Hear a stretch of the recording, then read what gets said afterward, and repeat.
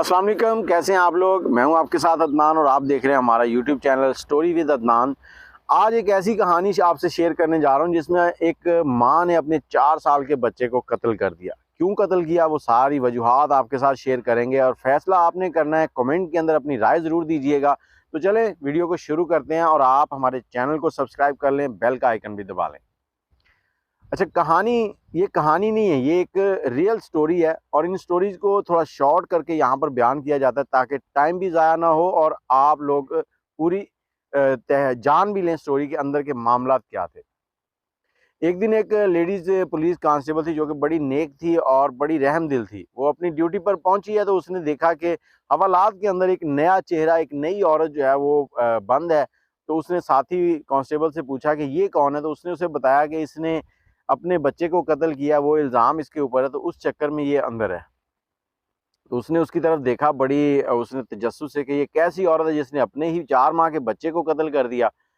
तो इसी असना में वो अपने काम में लग गई। 3-4 दिन गुजर गए, उससे कोई मुलाकात के लिए नहीं आया। वो बड़ी परेशान थी कि यार इससे कोई मिलने भी नहीं आता, इसके ऊपर कत्ल का केस भी है। तो 5वें दिन उसका जो शौहर था वो उससे मिलने आया।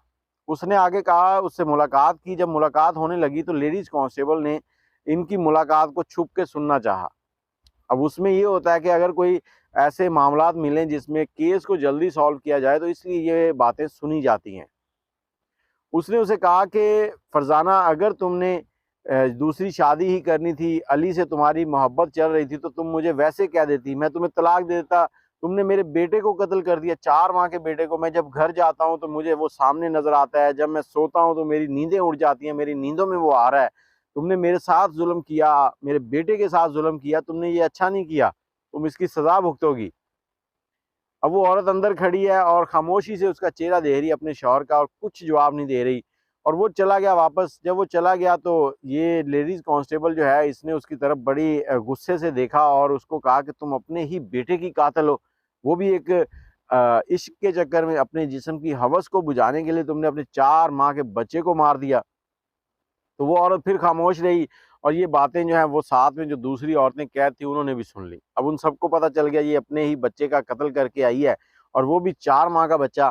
तो वो सब इसको कह लें कि हकारत की नज़र से देखती हैं और इसके साथ मतलब जुल्म, ये कह लें कि इसको मारना, बालों से पकड़ना और तंग करना, टॉर्चर करना, वो सारी जो थी ना वो टॉर्चर करती थी। अच्छा, अगले ही दिन इस से एक और मुलाकात आती जो कि इसकी माँ थी। अब वो मुलाकात जब आई तो इसने कहा कि इसकी माँ की बातें भी सुनूं, ये क्या कहती है। तो जब ये एक साइड में लग के खड़ी हो गई दीवार के साथ, तो इसकी माँ ने जब मुलाकात की तो वो रो रो के इसको कह रही है, बेटा कल हमारी अदालत में पेशी है और तुमने जज के सामने सारी बातें सच सच बयान करनी है। जो मुजरिम है उसको सजा मिलनी चाहे, ये तुम क्यों ये सजा भुगत रही हो। अब ये सारी बातें जब उसकी माँ ने उससे की तो ये फिर परेशान हो गई। इसकी माँ ये कह रही है कि ये तुमने सच बयान करना है और वो इसका शौहर कह रहा है कि तुमने अपने आशिक के चक्कर में मेरे बेटे को कत्ल कर दिया। अब जब इसकी माँ जाने लगी तो उस कांस्टेबल ने इसकी माँ से पूछा कि आपकी बेटी तो कातिल है, आप कैसे इसको कह रही हैं। उसकी माँ ने कहा, देखें फैसला करने वाला अल्लाह है, अदालत है। तुम और मैं कौन होते हैं इस तरह के फैसले करने वाले। तुम्हारा काम है इसका ख्याल रखना। तुम्हारे सामने इसको साथी जो हवालात में बंद हैं औरतें, उन्होंने इसके साथ क्या हाल किया हुआ है, तो तुम इसका ख्याल नहीं रखती बजाय इसके, और तुम अपने ही तरीके से कर रही हो। ये बात उसके दिमाग में मतलब एक हथौड़े की तरह लगी कि मेरा काम तो वाकई मुजरिमों का ख्याल करना है, उनके साथ कोई जुल्म ना करे, और मैं किस काम में लगी हूँ, मैं इसके साथ ऐसी नफरत क्यों कर रही हूँ। अब उसने उसका थोड़ा ख्याल रखना शुरू कर दिया। अगले दिन जब अदालत लगी तो अदालत में जब पेशी हुई, इस औरत ने वहाँ पर बयान दिया कि मैंने अपने बेटे को कत्ल किया है, मैं इसकी मुजरिम हूँ, मुझे सज़ा दो। तो जज ने भी जब इसके मुंह से इकरार सुना तो उसने सज़ा जो है वो सुना दी। अब सज़ा सुना दी, इसको जेल ले आए वापस। जब जेल में लेके आए तो लेडीज़ कांस्टेबल जो थी वो बड़ी परेशान थी कि इसकी माँ कह रही थी कि ये बेगुनाह है और इसने तो गुनाह कबूल कर लिया है। अब सारा मामला उसके सामने चल रहा है। तो उससे अगले दिन ही अली नाम का लड़का आ जाता है। अब वो अली नाम का वो लड़का था जो उसका शौहर उस दिन कह गया था कि तुमने अगर अली से ही शादी करनी थी तो मुझे बता देती। अब ये लेडीज कांस्टेबल और भी तजस्सुस का शिकार हो गई कि यार अब इसको सजा हो गई है तो इसका आशिक भी आ गया यहाँ पर। माँ कुछ कह रही है, अब आशिक की बातें भी सुनते हैं। आशिक वही बातें कर रहा है कि हमने जो प्लान बनाया था तुमने उसके मुताबिक क्यों नहीं काम किया, हमने बच्चे को मारना नहीं था, हमने जो प्लान बनाया था उसके मुताबिक हम चलते तो हम शादी कर लेते। अब ये औरत फिर चुप करके खड़ी देख रही है उसका मुंह, और खामोशी से बस देखे जा रही है, कोई जवाब नहीं दिया। वो बातें की उसने, अली ने, और वो चला गया। उसके बाद अगले दिन फिर उसकी माँ आती है, तो माँ आके बेटी को कहती, बेटा ये तुमने अपनी जान के ऊपर क्या जुल्म कर दिया, तुम्हें मैंने कहा था कि अदालत में सब कुछ सच बयान करना, और तुमने वहाँ पे सारा इल्ज़ाम अपने ऊपर ले लिया। अब बेटी फूट फूट के रोने लगी। उसने कहा ये ज़ालिम मुआशरा है, मर्दों का मुआशरा है, मुझे नहीं जीना इस मुआशरे में। इस तरह की बातें होने लगी। तो माँ ने फिर उसको दिलासा दिया। उसने कहा नहीं बेटा, तुम ना सुबह में ये जो पिटीशन है ये हाई कोर्ट में दायर कर रही हो, तो वहाँ तुमने सच बोलना है, तुम गुनाह को क्यों छुपा रही हो।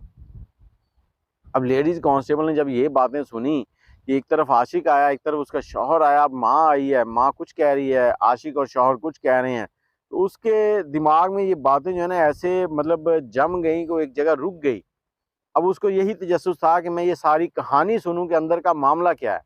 अब ये कहानी सुनने के लिए वो बड़ी बेताब थी। उसने अगले दिन जैसे ही थाने पहुंची है तो उसने उस औरत को निकाला है लाकअप से और लॉन के अंदर ले गई अकेले में। वहां बैठकर उसने 2 चाय के कप मंगवाए, एक उसको दिया, एक अपना मंगवाया, और उससे कहा कि देखो मैंने कोई फैसला नहीं करना, ना मैं कोई जज हूँ ना कुछ हूँ, लेकिन तुम्हारा जो मामला है ये सुनने देखने के बाद मैं हैरान हूँ और मैं सुनना चाहती हूँ कि सच क्या है। तुम्हारी माँ कुछ कह रही है, शौहर कुछ कह रहा है और वो अली कुछ कह रहा है।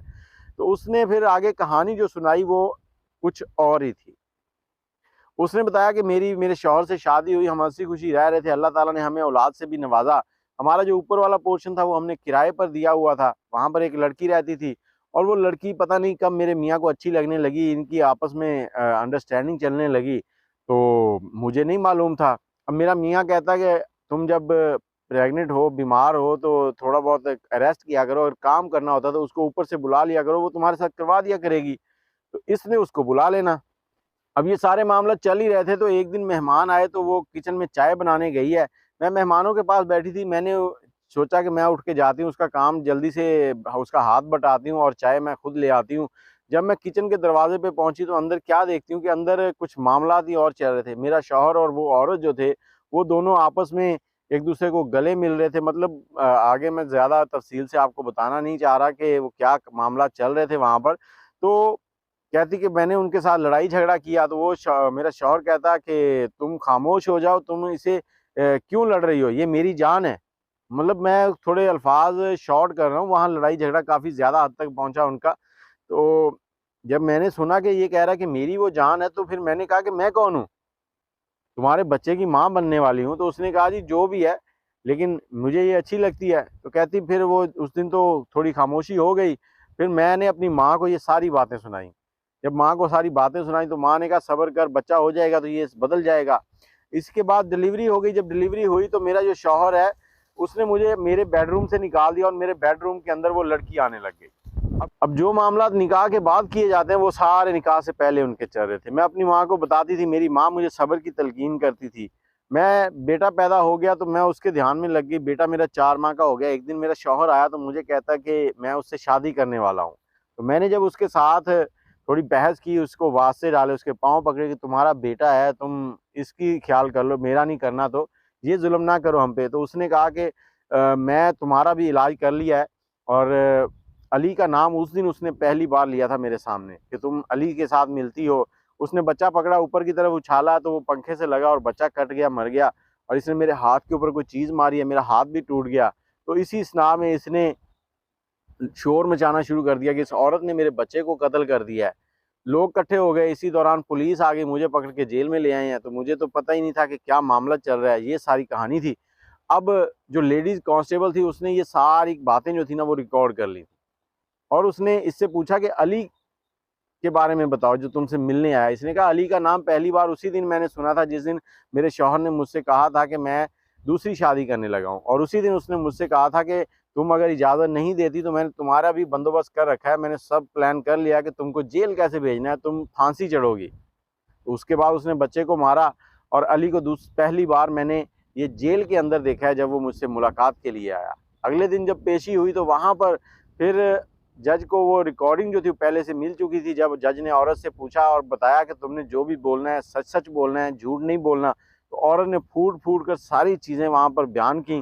तो जब इन्वेस्टिगेशन हुई उसके बाद उसके शौहर को और उस औरत को और अली नाम का जो बंदा था, उन तीनों को सज़ा हुई और ये औरत बाइज्जत बरी हो गई। अब ये क्यों कह रही थी कि मैंने नहीं जीना, कहती कि मेरी माँ का जो शौहर था वो मेरी माँ पे जुल्म करता था, मेरा शौहर मुझ पे जुल्म करता है, मैं यहाँ से ज़िंदा निकल भी आई, बच्चा मेरा मेरे सामने मर चुका है, मैं किसके लिए जीऊँ। मेरी माँ कहीं ना कहीं मेरी शादी कर देगी और उसके बाद फिर वही मामला चलेंगे। मर्द है वो जालिम है, मर्द जो है अपनी हवस पूरी करने के लिए किसी हद तक भी गिर सकता है। तो खुदारा ऐसे मामलात को कंट्रोल करें।